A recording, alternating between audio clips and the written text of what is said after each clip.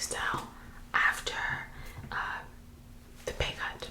So he had a problem where he needed $70,000 to finish off a property, a real estate property that he was working on. Basically, he was going to be upside down for it by 70k, so he needed 70k. He had a lot of credit card debt, like 40,000 credit card debt. And so this is what he came up with. His first victim in the story, in the docu that I watched, was Melanie. Was a reenacted docu. His first victim was Melanie. He had a long-standing relationship with Melanie, and he offered her like an investment opportunity, fixed interest rate, no taxes, and she agreed because they had a long-standing relationship. So she agreed, and what did he do? He moved the money out of her account into an account that he controlled, but he didn't actually make an investment with ABS for her. He just moved the money, and then after moving the money, he created false statements and he sent them to her bank statements, and now he had the money at his disposal. And then after a little bit in 2001, after a little bit from that, he took that 70,000 that he needed. So that was his first theft, right? He took the 70k that he needed. Next month he took another 70k. Next month he took 40k. So he was not just stealing, like clearly he had no intention of investing this money at all. And here's like how he was described as like people who are good at scamming, and him specifically. Here's their like what they're good at. Sorry. Firstly, quick thinking. Secondly, super friendly. Thirdly, well trusted, well respected, persuasive, financially savvy, and lie easily. And so he was very financially savvy. So if you were not financially savvy, he could get you because you don't know what he's talking about, basically. Second thing was his victims. He chose his victims based on the fact that one major thing was if you relied heavily on the paper trail versus like digital banking. So you're someone who will look at the bank statement you receive and never take a look at your online banking. You were his target. So while in the middle of all of this theft that he was doing, okay, that's just the theft. We're not yet at the Ponzi scheme level. He developed a thing for escorts. So in 2001, he started getting his first escort. He always paid mostly cash, partly credit. The escort said that out of the money that she received from him, 90% was cash, 10% was card. So whatever they saw, that was just 10% of it. He would pay the one girl that he had a long-standing relationship with.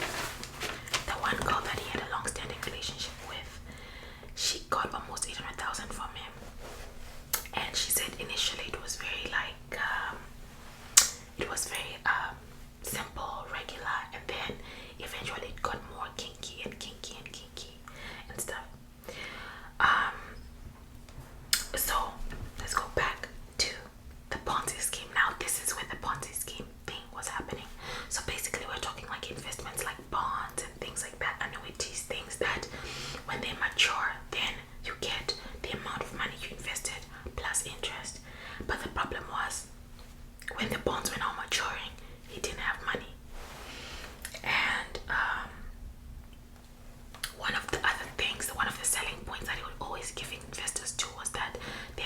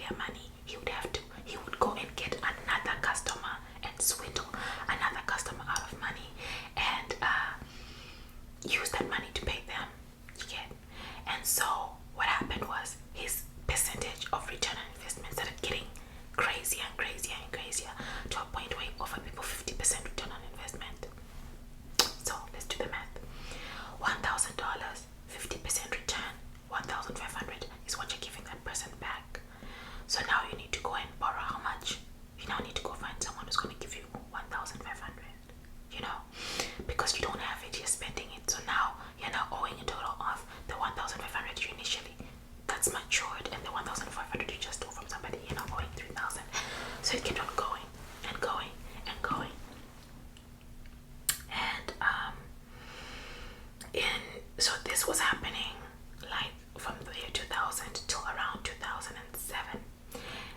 Then in 2007, he stopped seeing that first girl, started seeing another girl. The first girl, the escort, apparently she had a gambling addiction and stuff. So he kind of was losing patience with her, tell her she needs to stop gambling. And so he would give her like, he told her, listen, if you ever need anything, call me. And one time she called him while she was in jail, basically to be bailed out.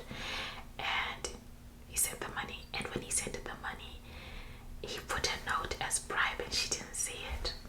She didn't see it. But yeah, basically, he sent her the money. But he was obviously very, very frustrated with her. And that was the last time he saw her.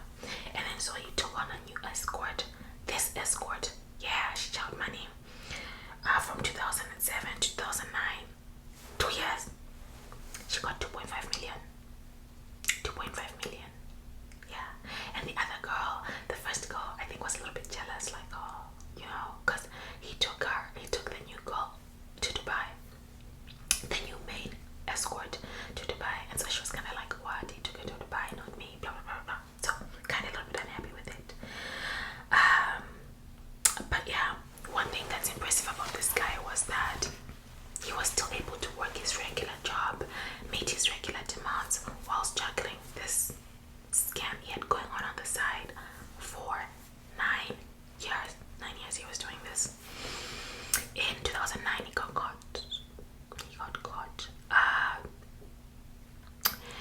Somebody called into his company one time.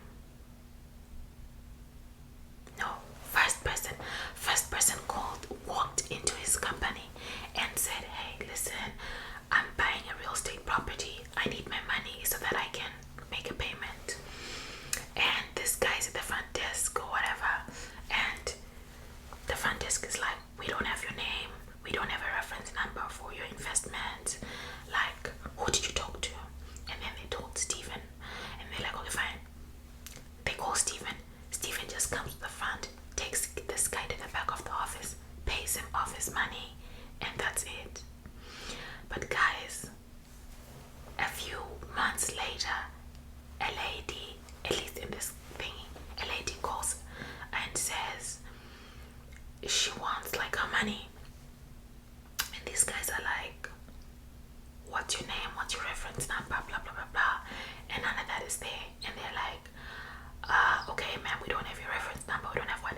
This lady's like, I've invested $3 million with this guy. So, with you guys, ABS. So, y'all gotta answer for this. And the people are like, no, let me just link you with the investor that you were talking with, the advisor. And she's like, no, I don't want to talk to the advisor. Can I talk to someone who's above this guy?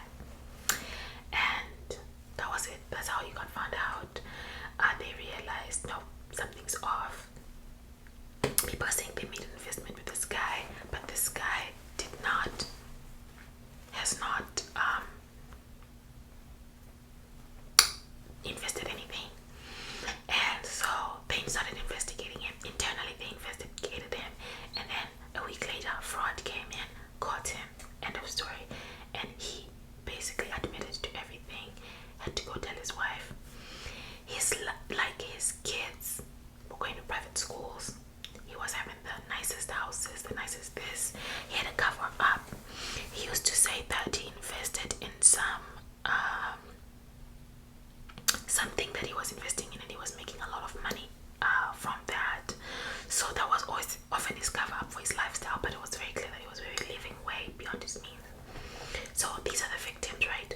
All his victims that he tricked out of money, his wife, his kids, the bank, the ABS bank, everybody was scammed by this guy. And yeah, he ended up having to do time. Honestly, what a wow. In total, he stole $18 million. And you know, with fraud cases, the more money you steal, the longer time you spend in jail. So yeah, he was stuck under the pen. I mean,